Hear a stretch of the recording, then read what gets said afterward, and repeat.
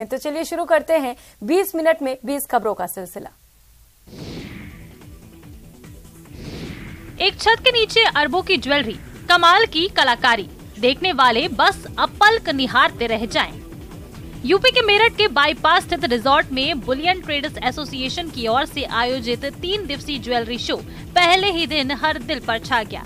Jewellery show के पहले दिन एक ही छत के नीचे 40 करोड़ के आभूषण देखकर हर कोई मंत्रमुग्ध हो उठा। सोने का संसद भवन, 2000 हीरे और स्वर्ण से बनी सरदार पटेल की मूर्ति, सोने की हनुमान चालीसा और इंडिया गेट को देखने के लिए हर कोई लालायत नजर आया। बहुत अच्छा लगा हुआ है। बाकी इसमें हमने ट्राई किया मेरठ को हाईलाइट करने के हिसाब से, एक तो एक्सप्रेसवेज, रैपिड ट्रेन, इसको हाईलाइट किया है। बाकी अभी एक नया फीचर वाला बनना है, टेम्पल ऑफ डेमोक्रेसी हम लोग उसे बोल रहे हैं। आज की तारीख में हम लोग के लिए गर्व की बात है उसे। यूपी की रायबरेली की एक प्रतिभा सोशल मीडिया पर धमाल मचा रही है। सलाहियत ऐसी कि बस पूछिए मत। 11वीं में पढ़ने वाला विवेक शर्मा मुंह से तकरीबन 100 तरह की आवाज निकाल सकता है। रेसर बाइक, मौत के कुएं में चलने वाली बाइक, इस आवाज के साथ साथ पीएम मोदी की आवाज भी वो हूबहू निकालता है। विवेक शर्मा का नवजात बच्चे के रोने की चीख सुनकर आप भी हैरत में पड़ जाएंगे। विवेक का अपना YouTube चैनल भी है, लेकिन अभी तक इस पर किसी कदरदान की नजर नहीं पड़ी। कौन कौन सी हो आगे जिनको आप निकाल पाते हैं? जो सबसे पहले चिड़िया होती है जो 5 बजे बोलने आती है, बोलती कैसे है?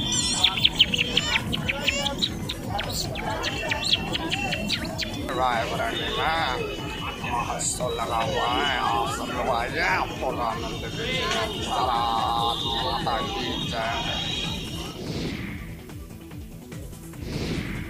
जैसलमेर के स्वामी विवेकानंद राजकीय मॉडल स्कूल और राजकीय महात्मा गांधी अंग्रेजी माध्यम विद्यालय में गौरी माहेश्वरी ने बालिकाओं को कैलीग्राफी के गुर सिखाए। प्रधानमंत्री से राष्ट्रीय बाल पुरस्कार और एशिया की सबसे छोटी कैलीग्राफी एक्सपर्ट का खिताब प्राप्त गौरी ने इस दौरान 100 से अधिक लड़कियों को कैलीग्राफी किट बांटे और उन्हें कैलीग्राफी की बारीकियों को समझाया।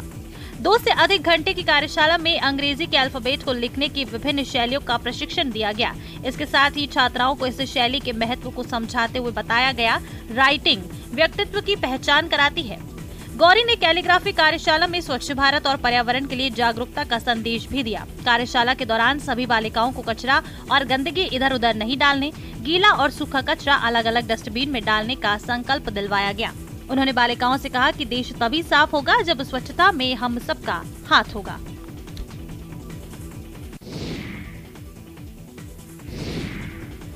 धार के विश्व प्रसिद्ध पर्यटक स्थल मांडू में इन दिनों धूम मची हुई है। पर्यटक जमकर मांडू उत्सव का लुत्फ उठा रहे हैं। 5 दिवसीय मांडू उत्सव के तीसरे दिन मांडू की ऐतिहासिक वादियां घुंघरू की झनकार और गीतों के बोल से गूंज उठी।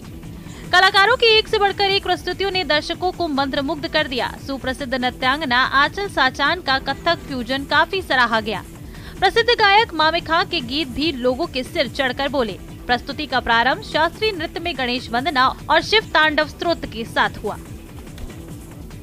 मांडू का स्वरूप तो यही है कि वो स्थानीय और पूरे प्रदेश की नृत्य, गायन, वादन, यहाँ के व्यंजन, यहाँ की स्थानीय कला और कलाकारों को एक मौका मिले, जिन सब भावों को समाहित करके पर्यटन अपने इन उत्सवों को आयोजित करता है। उत्सव बहुत अच्छा है, सांस्कृतिक कार्यक्रम का एक धरोहर है। मुझे लगता है इसको होते रहना चाहिए और अटेंड करना चाहिए लोगों को, ताकि हम अपने इतिहास के साथ थोड़ा जुड़े रहते हैं। और मध्य प्रदेश में हम शिक्षा में काम करते हुए देख रहे हैं कि लोग इतिहास को काफ़ी कुछ तोड़ मड़ोड़ना और इतिहास के बारे में थोड़ा कम समझना, खासतौर से यूथ के लिए। तो मुझे लगता है ऐसी चीज़ों पर आना चाहिए। जम्बूरी में लगी झांकियों में झलकी राज्यों की कला संस्कृति, तस्वीरें पाली की हैं। जिले की रोहट पंचायत समिति के निम्बली गांव में 4 जनवरी से चल रही 18वीं राष्ट्रीय स्काउट गाइड जम्बूरी का समापन हो गया। समापन समारोह में विभिन्न संस्कृतियों की झलक देखने को मिली। राजस्थान समेत देश के दूसरे राज्यों की संस्कृति और लोक कलाओं का प्रदर्शन किया गया। उद्घाटन समारोह में भारतीय युवा सेना के सूर्य किरण विमानों का प्रदर्शन विशेष आकर्षण रहा। आयोजन में मध्य प्रदेश की जीवन शैली को कई माध्यमों से जीवंत किया गया। कार्यक्रम में 35,000 प्रतिभागियों ने एक साथ 18वीं जम्बूरी का थीम गीत गाया। स्काउट गाइड और अतिथियों के लिए जम्बूरी स्थल पर प्रतिदिन राजस्थानी सांस्कृतिक कार्यक्रमों का आयोजन किया गया। 7 दिवसीय जम्बूरी में विभिन्न प्रतियोगिताओं का भी आयोजन हुआ।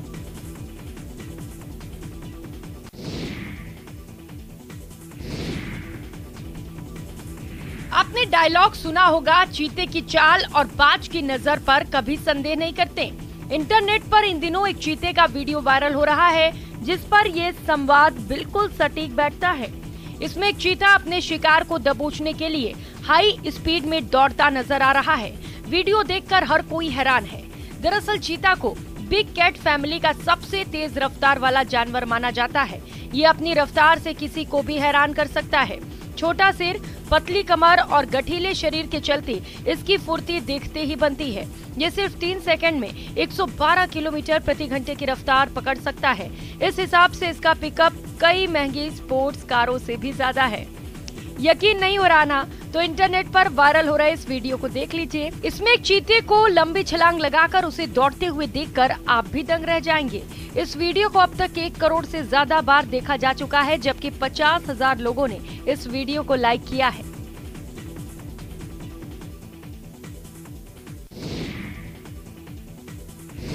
हमारे देश में प्रकृति और जानवरों की पूजा की परंपरा रही है। आज भी बहुत से वर्ग ऐसे हैं जो न सिर्फ प्रकृति बल्कि जानवरों को भी भगवान की तरह पूजते हैं।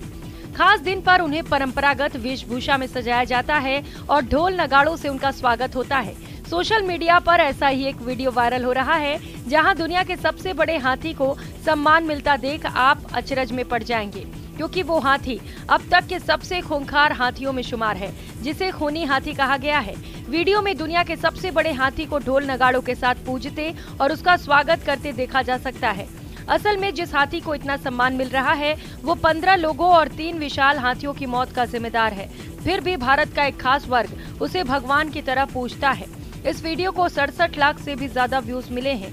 केरल के त्रिशूर में पूरम उत्सव के मौके पर धरती का सबसे खूंखार हाथी ही वडक्कुनाथन मंदिर का दरवाजा खोलता है, जिसके लिए हाथी का खूब साज श्रृंगार किया जाता है। वायरल वीडियो में आप वो नजारा देख सकते हैं जहां किसी उत्सव की तैयारी के दौरान विशाल हाथी सज धज कर बड़े दरवाजे से प्रवेश कर रहा है, जिसके स्वागत के लिए ढेर सारे लोग उत्साह में खड़े दिखाई दे रहे हैं।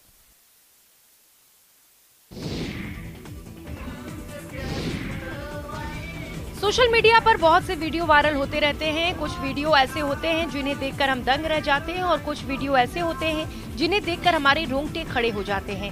ऐसा एक वीडियो सोशल मीडिया पर वायरल हो रहा है जिसमें आप एक सांप को 2 लड़कियों के साथ रेस्टोरेंट में डिनर करते देख सकते हैं। सोशल मीडिया पर एक विशालकाय सांप का वीडियो लोगों के होश उड़ा रहा है, जो 2 लड़कियों के साथ डिनर करने के लिए रेस्टोरेंट में बैठा है।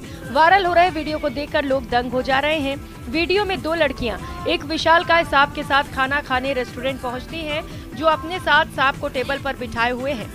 वायरल हो रहे इस वीडियो में इस पालतू जीव को देखकर आप भी अपनी आंखों पर भरोसा नहीं कर पाएंगे। वीडियो में एक रंग बिरंगा सांप 2 लड़कियों के साथ रेस्टोरेंट में डिनर करने पहुंचा। वीडियो में देखा जा सकता है कि लड़कियां खुद जिस टेबल पर बैठी हैं, उसी पर सांप भी मजे से बैठा हुआ है और लड़कियों के हाथ से खाना खा रहा है। लड़की अपने हाथ से चॉप स्टिक की मदद से सांप को बिना डरे खाना खिला रही हैं और सांप भी उसे खूब एंजॉय कर रहा है।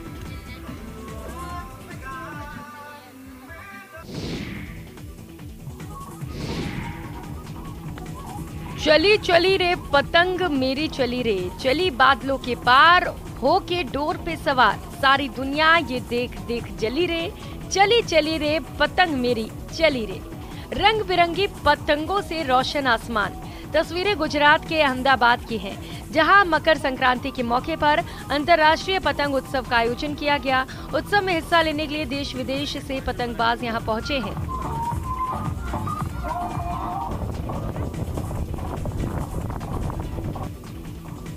कोरोना के कारण 2 साल बाद इस अंतर्राष्ट्रीय पतंग उत्सव का आयोजन किया गया है, तो लोगों में खास जोश देखने को मिल रहा है।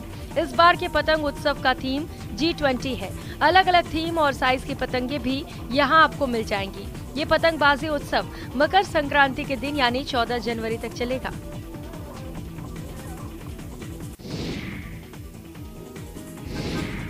रेत के अंदर पकाया जाने वाला ये स्ट्रीट फूड देश विदेश में यूपी के मैनपुरी का परचम लहरा रहा है। भुने हुए आलू खाने के लिए लोग दूर दूर से मैनपुरी पहुंचते हैं। इन भुने हुए आलूओं का स्वाद लाजवाब है। 120 रुपए का ये आलू बहुत चाव से लोग खरीदते हैं। 10 साल हो गए। कितना आलू बिक जाता है डेली? कुछ अंदाजा कितने ग्राहक ले जाते होंगे? 1.5 तो पैकेट निकल जाता है, 1.5 2। एक पैकेट में कितना, मतलब करीब 1 कुंटल आलू बिक जाता है। मैनपुरी का भुना हुआ आलू तो बढ़िया है ही, लेकिन इसकी चटनी भी कम जायकेदार नहीं है। अगर ये कहा जाए कि भुने हुए आलू को लाजवाब बनाने में से चटनी का भी बड़ा महत्वपूर्ण रोल है तो शायद गलत नहीं होगा। कहा तो ये तक जाता है कि चटनी की वजह से ही इन आलूओं की इतनी खपत है। एक ठेला वाला हर दिन में करीब 1 क्विंटल आलू खपा देता है और शहर भर में ऐसे करीब 50 ठेले लगाए जाते हैं।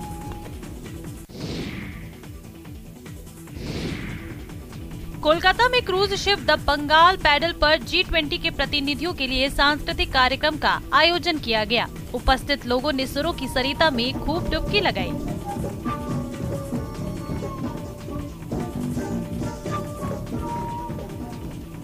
इसके बाद लोगों ने रात्रि भोज में जायके का लुत्फ उठाया। दरअसल G20 के वित्तीय समावेशन के लिए वैश्विक भागीदारी संबंधी पहली बैठक कोलकाता में शुरू हो चुकी है। इसमें विश्व के आमंत्रित अतिथि और विशिष्ट व्यक्ति शामिल हुए। ये बैठक वित्तीय प्रगति और उत्पादकता के लिए वंचित वर्ग के लोगों तक डिजिटल लेन देन का द्वार खोलने के विषय पर चर्चा के साथ शुरू हुई। मुख्यमंत्री ममता बनर्जी ने अतिथियों और प्रतिनिधि मंडल का स्वागत किया और कहा कि उन्हें राज्य में G20 बैठक आयोजित करने में बेहद खुशी हो रही है।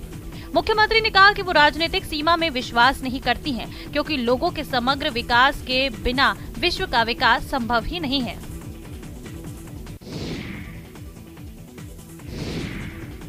जल्लीकट्टू की तैयारियां जोरों पर हैं। बैलों की दौड़ वाली जगह का रेनोवेशन किया जा रहा है। मंदिर सजाए जा रहे हैं। कोई बैलों को दौड़ा रहा है तो कोई बैलों को सिखाने में जुटा है तो कोई जाली के बाहर से बैलों को अटैक करने की ट्रेनिंग दे रहा है। ये तस्वीरें तमिलनाडु के त्रिची की हैं। वैसे जल्लीकट्टू की तैयारियां 2 महीने पहले से शुरू हो जाती हैं। बैल स्पेशल डाइट पर होते हैं। खाना खिलाने के बाद बैलों को एक्सरसाइज कराई जाती है। उन्हें कई घंटे पैदल चलाया जाता है। तालाब में तैरने के लिए छोड़ दिया जाता है। इससे बैल फिट रहते हैं और उनकी भूख भी बढ़ती है। खास बात ये कि इन बैलों की कीमत 1.5 लाख से 5 लाख रुपए तक होती है। ये बैल करीब 15 साल तक जिंदा रहते हैं और अपनी अंतिम सांस तक जल्लीकट्टू खेलते हैं। आपको बताते चले कि करीब 2500 सालों से बैल तमिलनाडु के लोगों के लिए आस्था और परंपरा का हिस्सा रहा है। यहाँ के लोग हर साल खेतों में फसलों के पकने के बाद मकर संक्रांति के दिन पोंगल का त्योहार मनाते हैं। इसी दिन से वो नए साल की शुरुआत करते हैं। 3 दिनों तक चलने वाले इस त्योहार के आखिरी दिन बैलों की पूजा होती है। उन्हें सजाया संवारा जाता है और फिर जल्लीकट्टू शुरू होता है।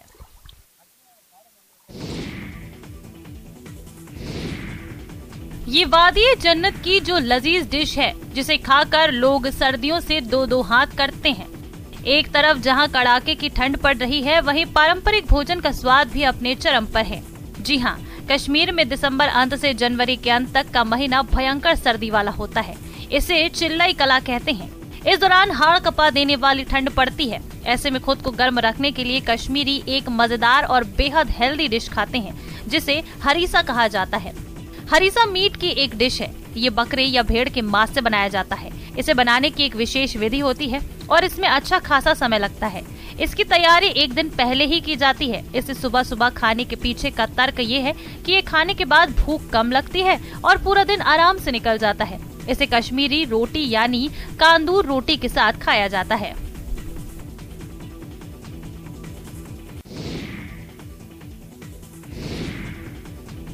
सूर्य नमस्कार करती महिलाओं की तस्वीरें गुजरात के राजकोट से आई हैं। 12 आसनों को मिलाकर बना सूर्य नमस्कार हल्के व्यायाम और योग आसनों के बीच की कड़ी है।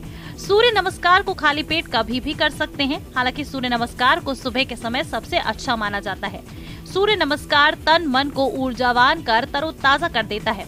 सूर्य नमस्कार करने वालों को किसी भी तरह के एक्सरसाइज और योग की जरूरत नहीं पड़ती। रोजाना सुबह के समय सूर्य के सामने से करने से शरीर को विटामिन डी भरपूर मात्रा में मिलता है, जिससे शरीर को मजबूती मिलने के साथ ही स्वस्थ रखने में भी मदद मिलती है। 101 की सूर्य नमस्कार की स्पर्धा रखी है। इसमें 100 से ज्यादा बहनों आई है और सभी को बहुत अच्छा कर रही है। इसमें सूर्य नमस्कार का फायदा बहुत होता है। किसी की कमर ठीक हो जाती है, किसी की गर्दन ठीक हो जाती है, किसी की और अच्छी हाई बीपी, लो बीपी, कोलेस्ट्रॉल वो सब अच्छी हो जा रही है और वेट लॉस हो रहा है। बहुत बहुत फायदा हो रहा है।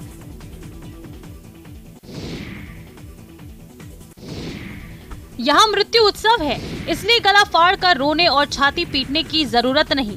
आगे की कहानी खुद तस्वीरें बयां कर रही हैं। ये वीडियो छत्तीसगढ़ के कांकेर का है। जिले के ग्राम बुदेली से अंतिम संस्कार का ये वीडियो देखने वालों को हैरान कर रहा है। जी हाँ, कांकेर में आदिवासी समाज की अंतिम संस्कार की परंपरा लोगों को हैरान कर रही है। यहाँ मृत व्यक्ति की समाधि की परिक्रमा करते हुए महिलाएं रेला गीत गाकर नाच रही हैं। पुरुष हाना पाटा गीत गाते हैं। ये आदिवासियों का शौक गीत है। वैसे ऋषि मुनियों की संस्कृति में समाधि देने की परंपरा बहुत पुरानी है। मृत संत की प्रतिष्ठा के अनुसार उनके समाधि के कार्यक्रम तय किए जाते हैं। नागा सन्यासियों के 7 अखाड़ों में आमतौर पर जल समाधि देने की परंपरा है। बड़े संतों को भू समाधि भी प्रदान की जाती है। समाधि परंपरा कितनी पुरानी है, इसका अनुमान इसी बात से लगाया जा सकता है कि शंकराचार्य की समाधि आज भी केदारनाथ में विद्यमान है। अनेक महापुरुषों को भू समाधि इसलिए दी जाती है ताकि कालांतर में उनके अनुयायी अपने आराध्य के समाधि स्थल पर उनकी उपस्थिति महसूस कर सकें। पाकिस्तानियों की जलालत और खौफ से पार पाकर किसी तरह से मुकम्मल जिंदगी की आस में हिंदुस्तान आए, लेकिन यहाँ भी पाक विस्थापित हिंदुओं की परेशानी कम होने का नाम नहीं ले रही। आज भले ही देश में नागरिकता संशोधन एक्ट पास हो गया, लेकिन अब भी नियमों के पेच में फंसे पाक विस्थापित हिंदुओं की जिंदगी खाना बदोश से ज्यादा कुछ नहीं है। जोधपुर में रह रहे सैकड़ों पाक विस्थापित हिंदुओं का आधार कार्ड छिन सकता है। इससे सरकार की ओर से मिल रही सुविधाओं पर तलवार लटक रही है। पाक विस्थापितों की मुश्किलें कम होने का नाम नहीं ले रही। अब आधार के निष्क्रिय होने का एक नोटिस तकरीबन जोधपुर में रह रहे 300 से अधिक पाक विस्थापितों को मिले हैं। साथ ही इस बात का भी जिक्र किया गया है कि यह आधार गलत तरीके से बनाया गया है। इसको लेकर अब पाक विस्थापित हिंदू खासे परेशान हैं और बात ये कर रहे हैं कि सरकार इस मसले पर ध्यान दे ताकि उनको आधार के साथ मिलने वाली सुविधाएं कहीं रुक न जाए। जोशीमठ के मकानों और मंदिरों में आई दरारों के बाद अल्मोड़ा में भी चिंता बढ़ने लगी है। दरअसल अल्मोड़ा पहाड़ पर बसा है। पहाड़ के दोनों तरफ तेजी से बड़े बड़े भवनों का निर्माण हो रहा है। ड्रेनेज की व्यवस्था नहीं होने से आए दिन खतरा बढ़ता जा रहा है। पालिका ने कई बार फिर प्रशासन से बंद पड़े नालों को ठीक करने के लिए बजट की मांग की है ताकि पानी की व्यवस्थित निकासी हो सके।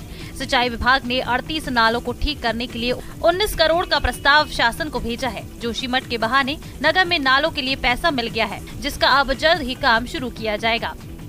38 नालों को जो मुख्य नाले हैं निकास के लिए उनको टेकअप किया गया था सुदृढ़ीकरण के लिए। इसमें शासन से स्वीकृति मिल गई थी और शासनादेश की प्रतीक्षा में विभाग के द्वारा टेंडरिंग की कार्रवाई भी प्रारंभ कर दी गई थी। वर्तमान में उक्त का शासनादेश और प्रथम किश्त की धनराशि शासन से प्राप्त हो गई है। पहाड़ों में गांव खाली कर लोग नगरों या फिर कस्बों में बस रहे हैं, बना रहे हैं। अगर सही ढंग से ड्रेनेज सिस्टम नहीं होगा तो राज्य के दूसरे हिस्सों में भी जोशीमठ बनने में समय नहीं लगेगा।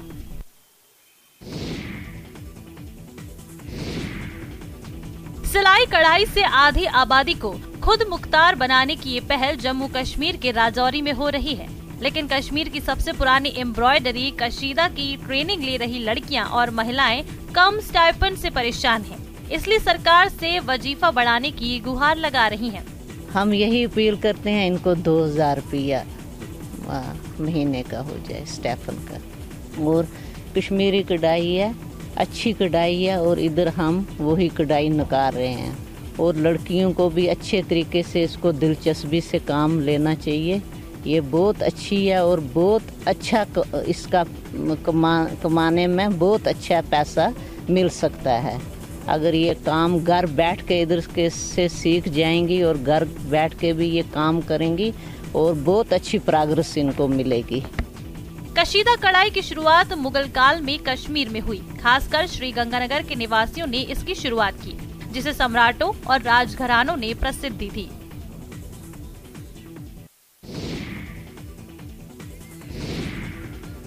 बिहार में हाड़ कपाने वाली ठंड पड़ रही है। लोग अपने घर तो क्या रजाई से भी बाहर निकलने से कतरा रहे हैं। लेकिन इस कड़ाके की ठंड के बीच भी कुछ लोग ऐसे हैं जो पेट भरने के लिए अपनी जान पर खेल रहे हैं। बांका जिले के पंजवारा सहित दूसरे भीड़-भाड़ वाली जगहों पर बंजारा परिवार की छोटी बच्चियां कपकपाने वाली ठंड में भी एक से बढ़कर एक करतब दिखा रही हैं। देखिए कैसे ये छोटी बच्ची 7 से 8 फीट ऊपर एक पतली सी रस्सी पर ऐसे मटक रही है जैसे ये कोई मामूली सी बात हो। हाथ में एक डंडा लेकर बैलेंस करने की कोशिश कर रही है और उसी के सहारे रस्सी पर आगे बढ़ती जा रही है। इस ठिठुरन वाली ठंड में जहां लोग समतल जमीन पर भी घुड़क कर चल रहे हैं, ये बच्ची पतली सी रस्सी पर बड़े आराम से करतब दिखा रही है, क्योंकि पापी पेट का जो सवाल है। इसका करतब इतना आकर्षक है कि सड़क पर आते जाते लोगों का ध्यान अपने आप इसकी तरफ चला जा रहा है। कुछ लोग तो सड़क पर खड़े होकर इसका करतब भी देख रहे हैं। आप देखिए कैसे मार रहे हैं, देखिए देखिए देखिए। हिलती डुलती तस्वीरें हैरान करती हैं, सामने वाले को ठिठक कर देखने के लिए मजबूर करती हैं। ऐसी ही तस्वीरें आपके टीवी स्क्रीन पर है। ये देखिए, ये महिलाएं हाथों में लठ लेकर सामने खड़ी महिलाओं पर हमला कर रही हैं। शुरुआती हमले में संभलने के बाद महिलाएं दोबारा खुद को समेटकर प्रहार कर रही हैं। इन महिलाओं के सिर पर खून सवार है। कभी ये लाठी से हमला करती हैं, तो कभी थप्पड़ बरसा रही हैं, तो कभी एक दूसरे के बाल पकड़कर ही लटक जा रही हैं। वीडियो बिहार के समस्तीपुर सदर अनुमंडल क्षेत्र का है। मिली जानकारी के मुताबिक मृत्युंजय कुमार अपनी जमीन पर बाउंड्री वॉल का निर्माण करा रहे थे। इसी दौरान लक्ष्मी देवी और उनके साथ जुटे लोगों ने इस पर हमला बोल दिया। इस दौरान बीच बचाव करने पहुंची उसकी मां रेणु देवी बहन पूजा को जख्मी कर दिया। हल्ला होने पर जब गांव के लोग जुटे तो बीच बचाव कर झगड़ा शांत कराया। बाद में सभी लोगों को सदर अस्पताल में भर्ती कराया गया है, जहां 2 की स्थिति गंभीर बनी हुई है। रेणु देवी और पूजा कुमारी को गंभीर स्थिति में DMCH रेफर कर दिया गया है।